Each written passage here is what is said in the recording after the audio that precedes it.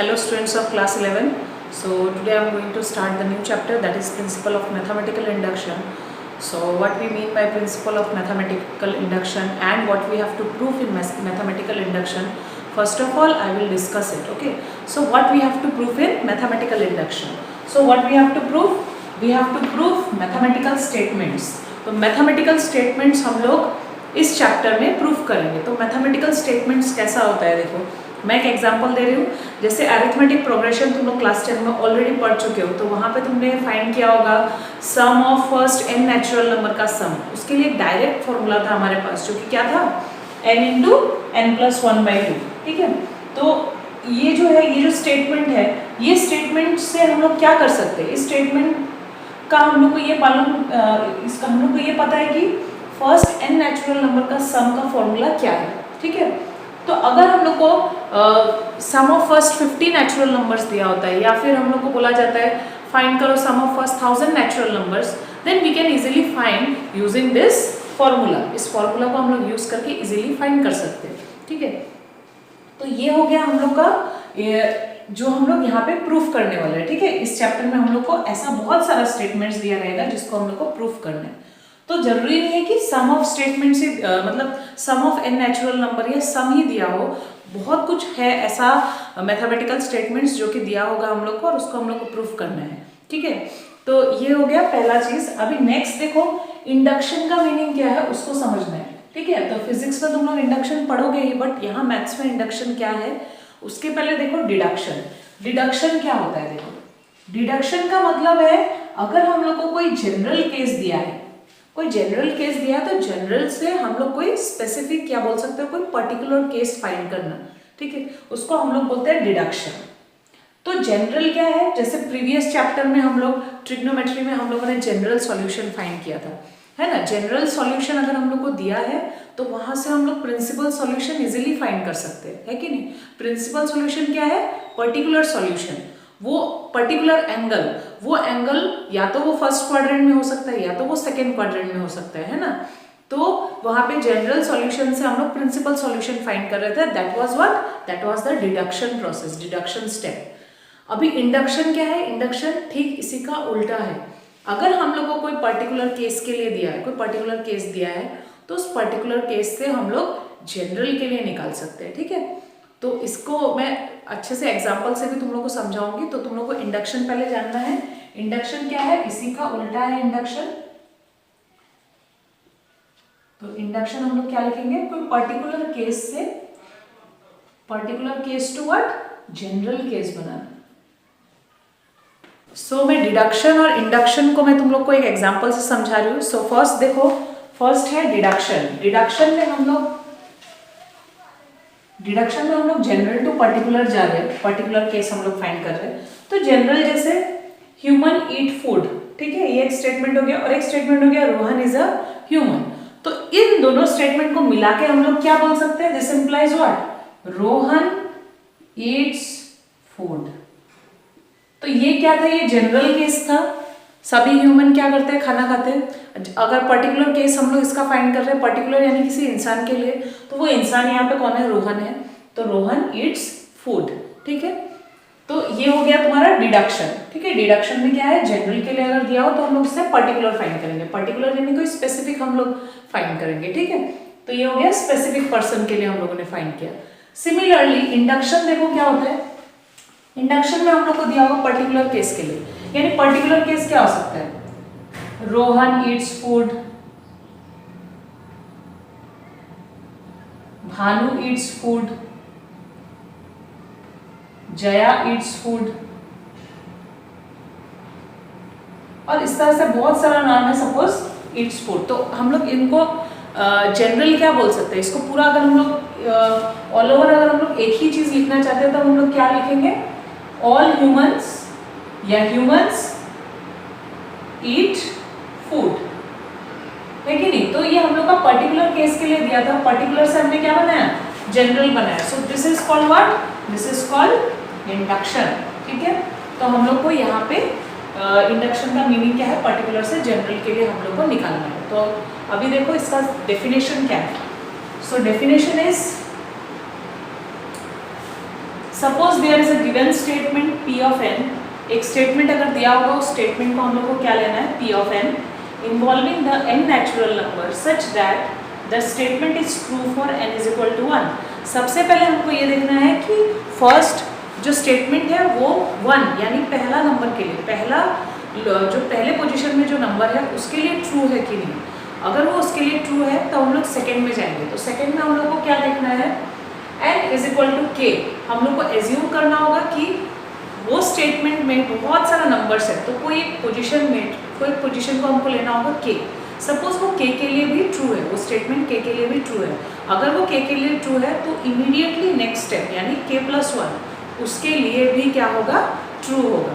तो ये तुम्हारा क्या है, सेकेंड वाला तुम्हारा पॉइंट हो गया, ठीक है। तो ऑल ओवर इंडक्शन में हम लोग को प्रिंसिपल ऑफ मैथमेटिकल इंडक्शन में स्टेटमेंट के लिए हम लोग को पहले क्या प्रूफ करना है, पहले हम लोग को फर्स्ट जो पोजीशन में जो नंबर होगा उसके लिए हम लोग को ट्रू प्रूफ करना है। नेक्स्ट कोई एक पोजीशन उसी लाइन में, ठीक है, वो स्टेटमेंट में तो उस स्टेटमेंट में बहुत सारा नंबर्स होगा, तो एक पोजीशन में बीच में कोई एक पोजीशन को क्या ले लिया है, केथ पोजीशन, ठीक है। वो केथ टर्म में केथ टर्म को हमको एज्यूम करना है कि दैट इज ऑल्सो ट्रू। तो अगर वो ट्रू है तो उसका इमीडिएट स्टेप भी क्या होगा, ट्रू होगा। तो इसीलिए तुम्हारे बुक में तुम लोग देखना लिखा हुआ है ट्रूथ ऑफ पी ऑफ के implies the truth of P of के प्लस 1, ठीक है। तो ये स्टेटमेंट को हम लोग किससे डिनोट करेंगे, पी ऑफ एन से, ठीक है। तो अभी मैं तुम लोग एक सिंपल सा एग्जांपल दे रही हूँ। जैसे तुम लोगों ने देखा होगा साइकिल स्टैंड में बहुत सारा साइकिल लगा होता है। जब बहुत सारा साइकिल इस तरह से रखा होता है तो अगर हम लोग फर्स्ट वाला साइकिल को अगर गिराएंगे, सपोज ना गिराया हमने अगर फर्स्ट वाला साइकिल को, तो उससे क्या होगा, उससे तुम्हारा बाकी सारा साइकिल्स क्या हो जाएगा, गिर जाएगा, है ना। तो यानी हम बोल सकते हैं कि फर्स्ट जो पोजीशन में जो साइकिल है उसको हमने गिराया यानी कि वो गिरा, ठीक है। वो हम लोग को ये भी चेक करना है कि वो गिरा है कि नहीं गिरा है। वो गिरेगा तभी तो उसके नेक्स्ट वाला सभी साइकिल्स क्या होगा, गिरेगा। तो हम लोग को सबसे पहले ये चेक करना है कि फर्स्ट वाला जो पोजीशन में वो साइकिल गिरा है। तो वो हो गया हम लोग का फर्स्ट स्टेप, ठीक है, ये वाला the statement is true for n is equal to 1, that means वो साइकिल गिरा। नेक्स्ट हम लोग उसी साइकिल स्टैंड में बीच में से कोई साइकिल देखेंगे, हम लोग वो साइकिल का पोजीशन हम रैंडमली देखेंगे, ठीक है।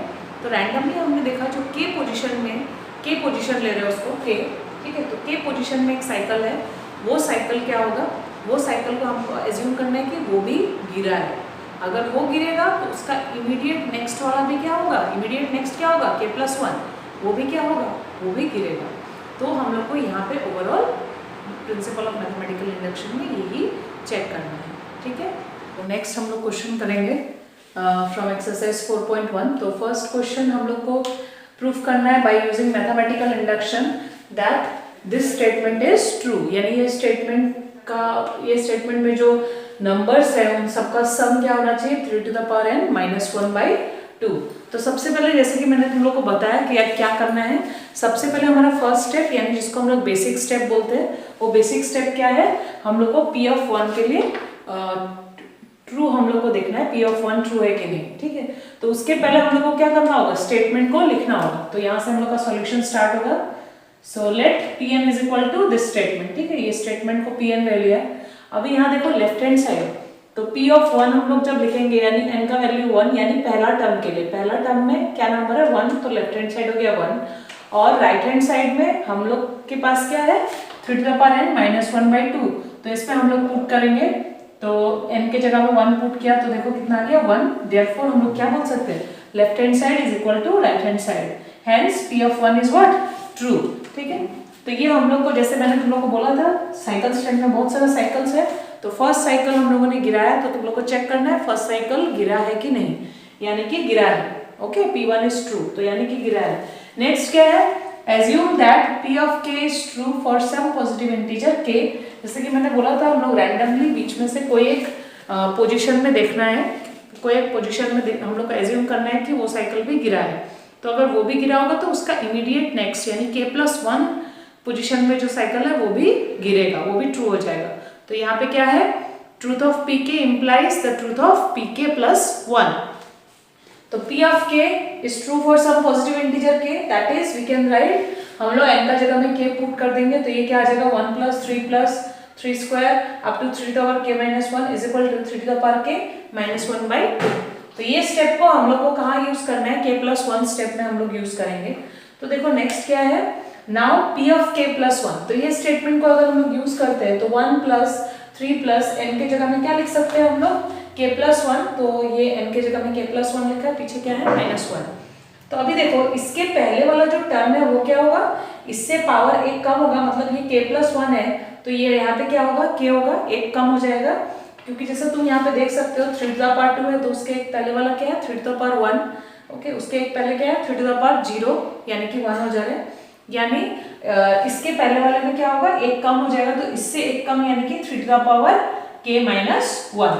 अभी तुम यहाँ पे देख सकते हो ये फर्स्ट पोजीशन से लेके up to 3 to the power k minus 1 तक जो हम लोगों ने k step p of k हम लोगों ने जो एज्यूम किया था वो इतना ही है। देखो 1 plus 3 square plus up to 3 to the power k minus 1 is equal to ये है। तो इसको हम लोग डायरेक्टली इसके जगह में पुट कर सकते हैं, प्लस ये पीछे हम लोग का क्या बच जाएगा, पीछे हम लोग का रह जाएगा 3 to the power k plus 1 minus 1 cancel होने से 3 टू द पावर k बच जाएगा। अभी यहाँ तक बहुत सिंपल है। इसके आगे क्या करना है तुम लोग को, 2 LCM लेना होगा। 2 LCM लोगे तो तुम्हारा सिंप्लीफिकेशन, छोटा सिंप्लीफिकेशन है उसको करने के बाद एक फाइनल रिलेशन आ जाएगा। तो ये हम लोग क्या सॉल्व कर रहे हैं, ये हम लोग लेफ्ट हैंड साइड पार्ट को सॉल्व कर रहे हैं। उसके बाद हम लोग राइट हैंड साइड पार्ट को सॉल्व करेंगे। तो राइट हैंड साइड पे क्या लिखना होगा हमको, n is equal to k plus 1। तो एग्जैक्टली में हम लोग को क्या निकालना है, देखो हम लोग को क्या प्रूफ करना है। तो मैं टू प्रूफ को यहाँ पे लिख दे रही हूँ। टू प्रूफ हम लोग का क्या होगा अभी, p ऑफ k प्लस 1। तो p ऑफ k प्लस 1 क्या है, 1 plus 3 plus up to 3 to the power k plus 1 minus 1 should be equal to 3 to the power k plus 1 minus 1 base में है होल डिवाइड बाई 2। हमको ये proof करना है, ये जो वैल्यू है वो इसके इक्वल आना चाहिए, इसको हम लोग प्रूफ करेंगे। तो इसके आगे करते हैं अभी। सो तुम लोग देख सकते हो, इसके बाद देखो ये हम लोग को यहाँ तक मिला था लेफ्ट हैंड साइड में। उसके बाद क्या किया, देखो इसको मैंने वापस लिखा है। तो 2 को LCM लेंगे तो ये क्या हो जाएगा, 3 to the power k minus 1 plus 2 into 3 to the power k। ठीक है, तो अभी देखो ये भी 3 टू द पावर k है और ये भी 3 टू द पावर k है। यहाँ पे 2 टाइम्स है और यहाँ पे एक ही है 3 टू द पावर k। तो दोनों को हम लोग प्लस करेंगे क्योंकि दोनों के आगे साइन क्या है, प्लस का है। दोनों को प्लस करेंगे तो क्या आएगा, 3 into 3 to the power k। So 3 into 3 to the power k और पीछे में क्या बच जाएगा माइनस 1। तो यहाँ देखो पावर 1 है तो बेस सेम है तो पावर को ऐड करके लिख सकते हैं। सो क्या आ जाएगा 3 to the power k plus 1 minus 1 by 2। So ये तुम देखो और वो RHS देखो जो हम लोग का सिमिलर आता है। ठीक है, so we can also write therefore right hand side part n के जगह में k प्लस 1 पुट किया तो 3 to the power k plus 1 minus 1 by 2। Therefore LHS is equal to RHS। तो हम लोग क्या बोल सकते हैं, the statement is true for n is equal to k plus 1। या फिर बोल सकते हो कि pk plus 1 is true whenever p of k is true. क्योंकि ऑलरेडी मैंने तुम लोगों को बोला था truth of pk implies what, truth of p of k plus 1। ठीक है, तो इसका और एक क्वेश्चन कर लेते हैं। सो सेकेंड क्वेश्चन देखो इसका, पहले हम लोगों को क्या लेना है, statement that will be pn। सो इसको लेने के बाद p ऑफ 1 के लिए तो 1 मतलब n का वैल्यू 1 है तो एक ही हम लोग का टर्म होगा तो 1 क्यूब लेफ्ट हैंड साइड में। तो 1 क्यूब किसके बराबर होता है, 1 के बराबर। Next right hand side part, right hand side part में क्या है, n into n plus 1 by 2 whole square. तो उसका वैल्यू किसके इक्वल है, 1 के इक्वल है। तो हम लोग क्या लिख सकते हैं, ये सॉल्व करने के बाद राइट हैंड साइड सॉल्व करने के बाद भी 1 आया। Therefore LHS is equal to RHS, P1 is true. So let us assume P of k is true for k belongs to integer. तो हम लोग को P ऑफ k जो एज्यूम करना है वो स्टेप के लिए हम लोग का स्टेटमेंट क्या हो जाएगा, P of k is equal to this one, ये is equal to k into k plus 1 by 2 whole square. So we shall now prove that P of k plus 1 is also true.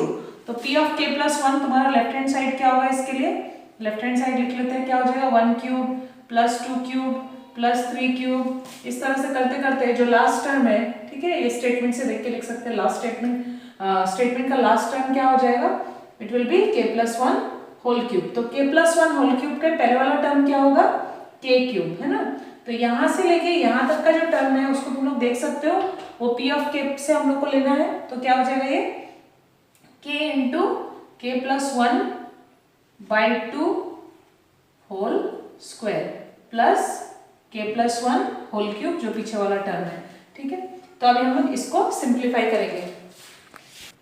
तो next step देखो, next step में मैंने क्या किया, ये जो था ये लेफ्ट हैंड साइड पार्ट में, इसमें देखो कभी जब भी ऐसा टर्म आएगा तुम लोग को कभी भी इसको एक्सपैंड नहीं करना है, ओपन नहीं करना है, you have to take common from this two terms. तो यहाँ से हम लोग कॉमन क्या ले सकते हैं, देखो k+1 होल स्क्वायर जो कि दोनों में आ रहा है, तो k+1 होल स्क्वायर अगर कॉमन लेंगे तो अंदर क्या बचेगा, पहला टर्म हो जाएगा k² प्लस दूसरा में क्या हो जाएगा k+1 और नीचे 2 का स्क्वायर यानी 2 का स्क्वायर क्या हो जाएगा 4, तो k² plus 4 into k 4k plus क्या हो जाएगा 4, तो k² plus 4k plus 4 will be what k+2 whole square और नीचे क्या है 4 है और ये तो कॉमन था, आगे मल्टीप्लाई था। ठीक है, तो इसको फाइनली हम लोग क्या लिख सकते हैं, k+1 k+2 whole divide by 2, क्योंकि सबका स्क्वायर है यहाँ पे, सबका हम लोग होल स्क्वायर लिख सकते हैं। ठीक है, नीचे 4 था, 4 को हम लोगों ने क्या लिखा 2 का स्क्वायर। नाउ RHS, तो RHS पार्ट में देखो क्या है n इंटू n+1/2, तो RHS में हम लोग लिख सकते हैं n की जगह k+1, ठीक है, और n+1 की जगह फिर n की जगह k+1 और इस n की जगह k+1 लिखेंगे तो क्या हो जाएगा, पीछे का +1 से वो +2 हो जाएगा। तो फाइनली देखो कितना आ जा रहा है k+1 into k+2/2 whole square. तो अभी हम लोग क्या बोल सकते हैं कि pk+1 is true whenever p of k is true. ठीक है, तो इस तरह से हम लोग मैथमेटिकल इंडक्शन से हम लोग मैथमेटिकल स्टेटमेंट्स का प्रूफ करते हैं। तो तुम लोग थोड़ा प्रैक्टिस करो ये क्वेश्चन को। यहाँ पे तुम लोग फर्स्ट क्वेश्चन से लेकर फ्रॉम फर्स्ट क्वेश्चन टू 17 तक तुम इजीली कर सकते हो, 18 भी कर सकते हो करने से, बट 18 से मैं नेक्स्ट लेक्चर में मैं उसको बताऊंगी तुम लोग को। ठीक है, तो आज के लिए होगा।